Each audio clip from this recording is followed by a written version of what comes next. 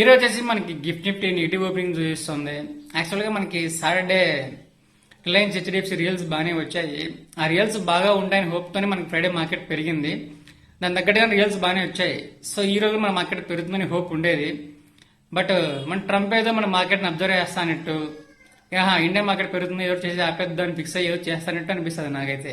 ఎందుకంటే Brent crude Friday వరకు 85 దగ్గర ఉంది. సాటర్డే మన రియల్స్ వచ్చిన తర్వాత సండే నిన్న ఈవినింగ్ ఇద్దరు రోజు పెరగడంతో ఇప్పుడు 90కి వెళ్ళి వచ్చి పడింది.